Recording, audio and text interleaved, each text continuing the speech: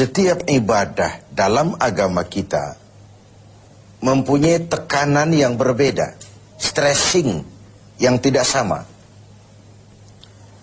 Ada ibadah itu disebut ibadah qalbiyah, ibadah hati. Anggota badan sekalipun tidak banyak ikut berperan. Orangnya bisa saja duduk di meja, sedang berada di kantor menghadapi tamu, tapi di hatinya Allah, Allah, Allah. Itu ibadah hati namanya. Dia bisa berdiri di tepi pantai, melihat lautan luas terhampar membiru. Bukan main lautan ini. Kalau laut saja begini hebat, apalagi yang bikin laut. Wisata seperti itu berpahala. Karena dia tidak mengagumi laut, dia mengagumi yang bikin itu laut.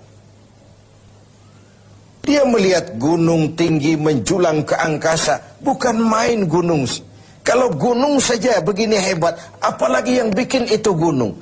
Dia tidak memuja dan memuji gunung, dia puja, dia puji yang bikin itu gunung. Wisata rohani namanya. Berpahala. Ini ibadah qalbiyah, ibadah hati. Zikir khafi, zikir yang tersembunyi. Tangannya nulis, ngadepi tamu, tapi hatinya subhanallah, alhamdulillah, wa la ilaha illallah, wallahu akbar. Zikir khafi, zikir yang tersembunyi, ibadah hati. Ada pula ibadah qalbiyah badaniyah. Selain hati, anggota badan. Harta tidak terlalu berperan, tidak terlalu berperan. Misalnya puasa yang sedang kita kerjakan ini. Asal hati berniat, badan mampu mengerjakan, ibadah itu sudah bisa terlaksana. Sholat, walaupun pakai ada unsur harta, tapi kan tidak seberapa. Sarung, penekanannya tetap hati dan badan. Ada pula ibadah itu disebut qalbiyah, badaniyah, maliyah. Hati, badan, harta. Semua komponen. Ini seperti ibadah haji misalnya.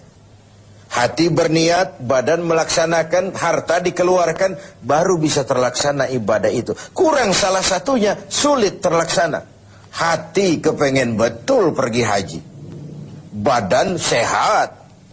Uang tidak punya. Selamat ngelamun. Uang banyak. Badan sehat, hati tidak kepengen. Oh, liburan akhir tahunnya sih New York, London, Paris, Rome. Tapi ke Mekah tidak pernah sampai. Nah, yang mau kita bicarakan sore ini, ibadah yang justru tekanannya kepada harta, disebut ibadah maliyah. Ibadah harta. Memang harta yang diminta untuk dikeluarkan dalam melaksanakan ibadah itu, yaitu zakat, infak, dan sedekah. Kesenjangan yang alami adalah sunnatullah. Quran menjelaskan itu. Kami lebihkan rezeki sebagian kamu dari yang lain. Ada yang kaya, ada yang miskin. Ada yang alim, ada pula yang awam. Itu sunnatullah, itu natural of law. Kenapa kesenjangan kita permasalahkan? Karena kesenjangan yang terjadi, kesenjangan struktural. Kita juga menyadari bahwa pemerataan bukan menciptakan manusia Indonesia dengan standar ekonomi yang sama ala komunisme. Rumahnya sama semua, semua punya mobil, semua gajinya sekian. Tidak.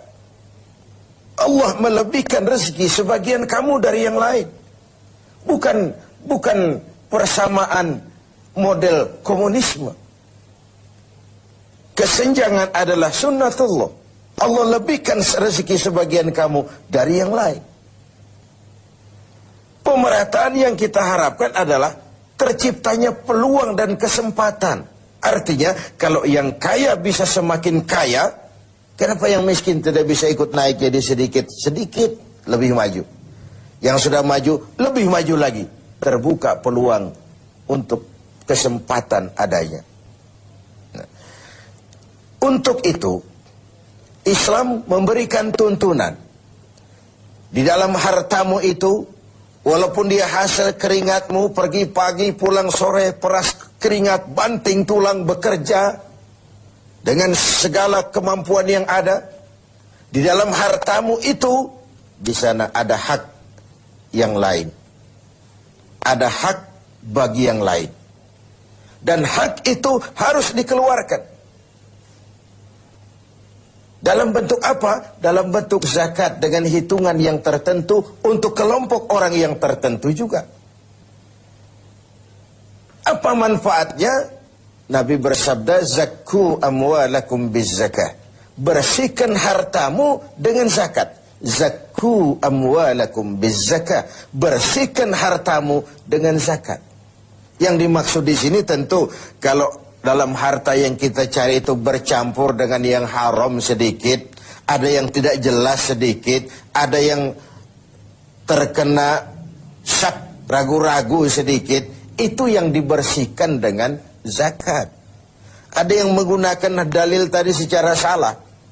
Kita korupsi saja, nanti kita zakatkan. Kan katanya Nabi, zakku amwalakum bizzakat. Bersihkan hartamu dengan zakat. Jadi kalau sudah kita zakatkan, bersih sudah. Itu kan politik money laundry. Dan itu tidak dikenal. Baju yang kita bersihkan itu, baju yang kena kotoran. Tapi kalau kotorannya sendiri, kan tidak bisa dibersihkan. Bagaimana mau mencuci najis? Yang dicuci, baju yang terkena najis. Najisnya sendiri, dicuci secara apapun, ya tetap najis namanya. Jadi tidak bisalah kita mengambil sesuatu dari yang haram, lalu kita zakatkan, lalu berdalih kepada ini sudah bersih karena sudah dizakatkan. Bukan itu. Nah, zakat fungsinya adalah membersihkan harta. Ibarat bangunan rumah, zakat itu semacam pintu, jendela, lubang angin, AC, kamar mandi, yang fungsinya membersihkan. Membersihkan harta kita kalau dia zakat mal. Membersihkan jiwa kita kalau dia zakat fitrah. Membersihkan tanam-tanaman kita kalau dia zakat zuru'. Membersihkan barang tambang kita kalau dia zakatul ma'adin.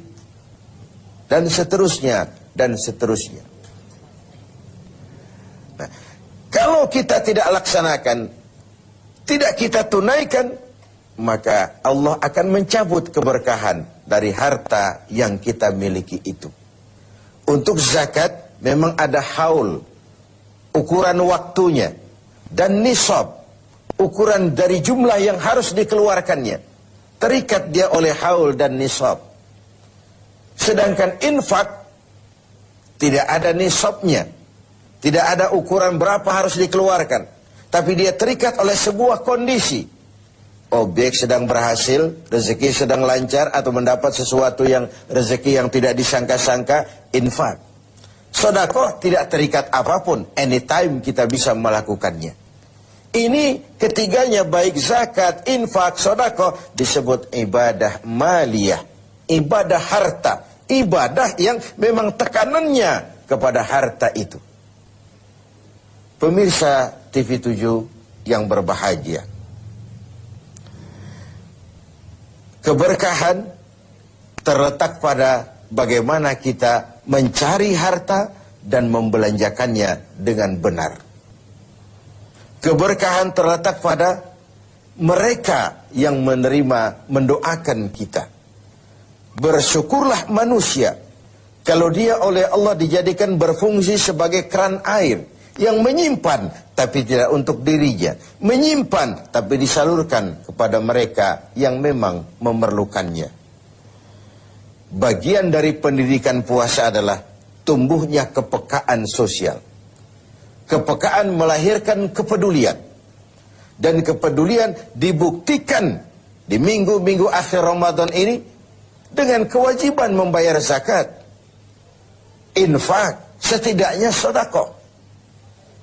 Nah, pada sisi lain, ketika ada ajaran untuk mengeluarkan zakat, ini kan sebenarnya sudah anjuran juga dari Islam. Kau harus punya ekonomi yang kuat supaya kau bisa bayar zakat. Kau harus jadi berhasil, kau harus jadi orang mampu, kau harus mapan supaya kau bisa bayar itu zakat. Tangan di atas lebih baik daripada tangan di bawah. Memberi lebih baik daripada meminta. Walaupun kedua-duanya tentu kalau sama-sama ikhlasnya pun bukan hal yang hina. Pemirsa TV 7 yang berbahagia. Ada kaidah lil wasail hukmul maqasid.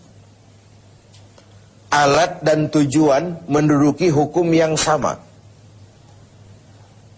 Kalau kita diperintahkan sholat dan menutup aurat lebih dahulu sebagai syarat sahnya sholat, kan kita disuruh sama dengan tidak langsung, kau harus punya industri tekstil, supaya haji kau bisa ihram, supaya sholat kau bisa pakai sarung, kau harus punya industri tekstil.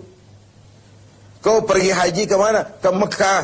Kau harus kuasai teknologi canggih, bikin pesawat, karena kau nggak mungkin berenang dari Indonesia ke Jeddah.